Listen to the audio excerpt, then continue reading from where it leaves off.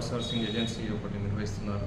దానికి పిండి స్వప్న అనే వారు దానికి ఓనర్షిప్ ఉంది. సో పిండి స్వప్న 16వ తారీఖు నాడు పోలీస్ స్టేషన్లో దరఖాస్తు ఇవ్వడం జరిగింది.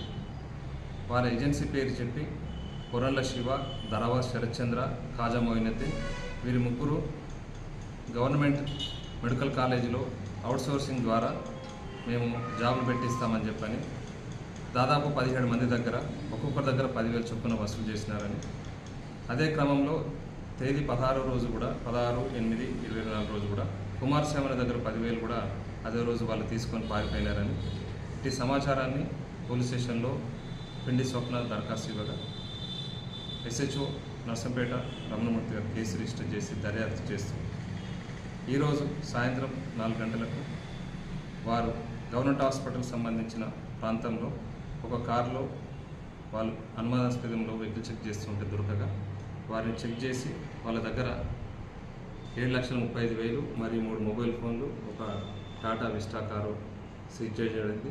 వారు దీనికి సంబంధించిన సమాచారాన్ని, దానికి సంబంధించిన వారు చేసిన నేరాన్ని ఒప్పుకొని వారి దగ్గర ఉన్నటువంటి ఒక్కొక్కరి దగ్గర వాళ్ళు ఆ 7,35,000 పంచుకున్నటువంటి డబ్బుల్ని ముగ్గురు దగ్గర వాళ్ళ దగ్గర సీజ్ చేయడం జరిగింది.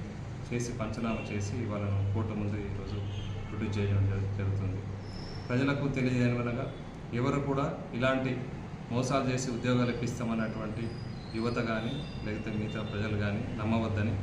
సో ఏదన్నా ఉంటే వాళ్ళు సమాచారం కన్సర్న్ ఎవరైతే సంబంధించిన ఏజెన్సీ ఉంటుందో ఏజెన్సీకి సంబంధించిన నిర్వాహకులు ఎవరైతే ఉంటారో దానికి సంబంధించిన బాధ్యులు ఓనర్లు ఎవరు ఉంటారో వాళ్ళ దగ్గరికి వెళ్ళి అట్టి సమాచారం క్షుణ్ణంగా తెలుసుకున్న తర్వాతనే వారు ఎటువంటి దాంట్లో వాళ్ళు మనీ కానీ ఏదైనా ఫీజు రూపైనా కానీ లేకపోతే వాళ్ళ ప్రొసీజర్ ఫార్మాలిటీ ప్రకారం ఏదన్నా ఉంటే కానీ ఆ డబ్బులు చెల్లించి వాళ్ళు సరైన రసీదు తీసుకొని వాళ్ళు ముందుకు వెళ్ళాలని కోరుకుంటున్నాను.